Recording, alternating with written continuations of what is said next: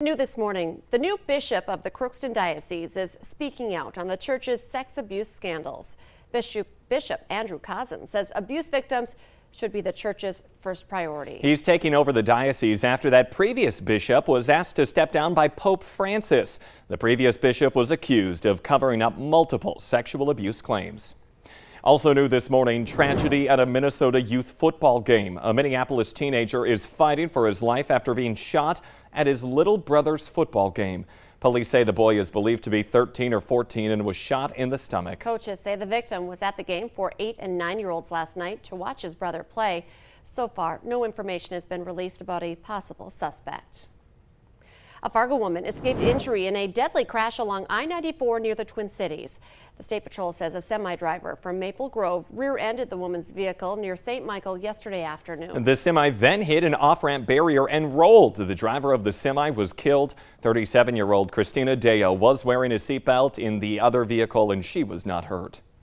Police in northern Minnesota now want your help finding a driver who hit several sled dogs and then drove away. The dogs were tethered together on a training run in ITASCA County Saturday night when a car ran into them. Several dogs are seriously hurt. If you know anything about this, contact the Itasca County Sheriff's Office. It is now 6:52 on this Wednesday morning. We want to get a check of that forecast. Lisa, you've been talking about wind chill all morning long. Wind chill, Northern Valley especially being impacted by that, and rain too. So combine that together and it's just going to be kind of a miserable day today yet again throughout the valley. So here's a look at our live view in Fargo. Right now, not seeing any rain at the moment. It might be a while before Fargo sees anything.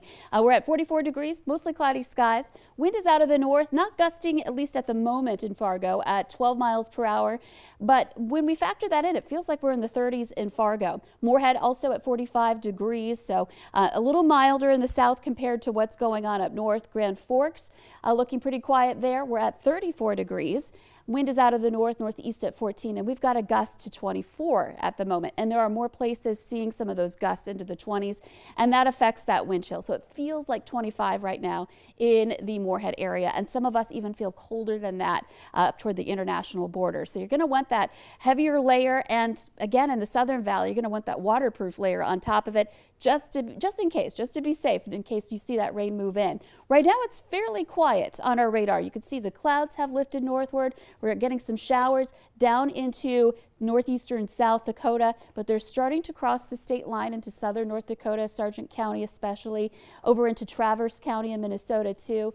And then there's another line up by Valley City, back over to Jamestown, right along I-94. So even if it's not that heavy, a little mist, we'll have your windshield wipers going here, and just being unpleasant to sit outside at all in this kind of weather. So the system overall is mainly passing to our south, but it will have a northeasterly movement here. So that means some of our communities in the Southern Valley will continue to see clouds moving in and impacts from this rain. Bus stop planner today, cloudy conditions, at least to start off this morning. Only a couple of spots getting some rain. More in the south, including Fargo, have a better shot of some showers this afternoon, and windy as well. So again, just not pleasant. We're looking at temperatures, or rather wind speeds, that will be out of the northeast, and by the afternoon gusting into some 30s at times. So again, today going to be one of those days. Don't forget tomorrow, it's a first alert weather day. We have the potential for a hard freeze. I think it's going to be pretty likely for many of us.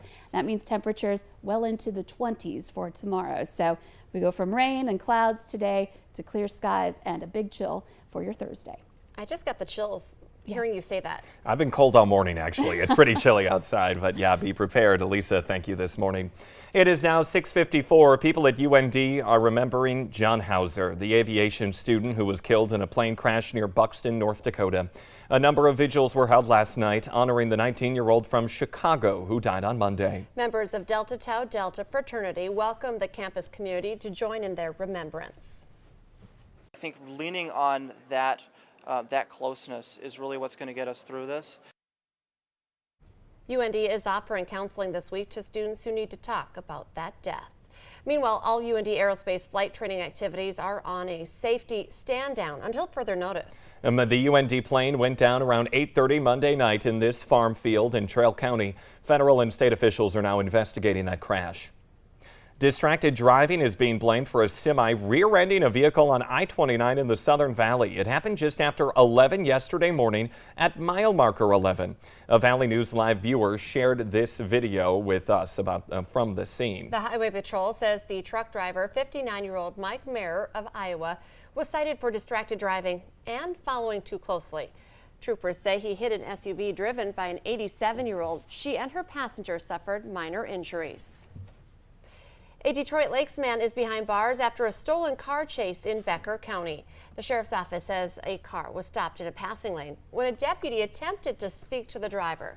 They say he sped off, leading the deputy on a chase going more than 100 miles per hour. It lasted about 12 miles, and police say Edward Bolo eventually stopped the vehicle and started running. He was then arrested on charges of receiving stolen property and fleeing a peace officer.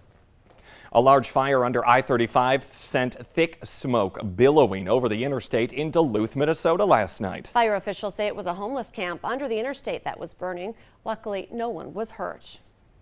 A state audit shows the North Dakota Highway Patrol has not been adequately monitoring key card access to the state capitol building.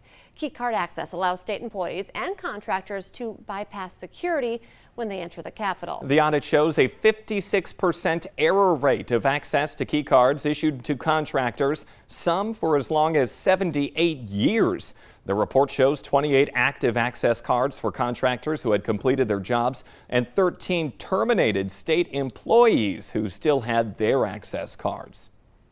The backup of shipping containers at California ports is now spilling over into nearby neighborhoods. People living in Los Angeles County say truckers are stacking up containers on their streets, and that's creating a traffic hazard. The trucks are trying to unload at this trucking company, which was holding a lot near the Port of LA. Yesterday, one truck lost its load while trying to make a tight turn and crashed a parked car. The owner of the trucking company housing those containers says area warehouses are so full there is nowhere else to take them. The Canadian border is set to reopen to vaccinated Canadians, and border towns like Grand Forks are expecting a boost in tourism and retail sales. During the 19-month freeze on border crossings, travel had been largely restricted to those who were deemed essential workers. New rules will allow fully vaccinated foreign nationals to enter the U.S. next month.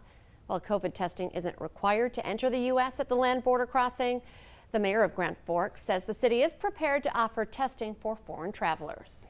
Managers at Fargo's new Amazon facility want to hire more employees in time for the holidays. So far, 3 people have been hired, but they need 1,400.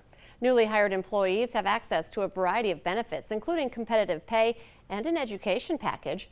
The new 1 million square foot facility is the largest building in North Dakota. If you're ready to take your game to the next level, Shoot 360 is now available at the FARGO Basketball Academy. It's a state-of-the-art interactive technology paired with practical skills training. The high-tech cameras read players' accuracy, reaction time, and their decision-making. The Academy added a new building for the program that opened up last Thursday. Now you can request a free workout that includes that shooting evaluation and other stats on the Fargo Basketball Academy website. Yeah, we do have a link at valleynewslive.com. That's where you can find more information about memberships and pricing. The Cass County Veterans Services Department is collecting clean, gently used winter coats and blankets for its Got Your Six drive. Donations will go to Project Heart, which is a housing program that serves homeless veterans in the area. Personalized hygiene products are also needed. They can be dropped off at the Veterans Service Office or the first floor of the Cass County Courthouse. Let's get our answer now to our question of the morning on Facebook. Here's today's question. According to a survey of cat owners, 38% own one of these. The answer is a cat calendar. Get your fill of a kitty every month. Remember, you can play along every day. The Today Show and CBS This Morning are just about to start, but remember, the Valley Today rolls on. You can join us for more live up-to-the-minute news and weather right now on the Fargo CW.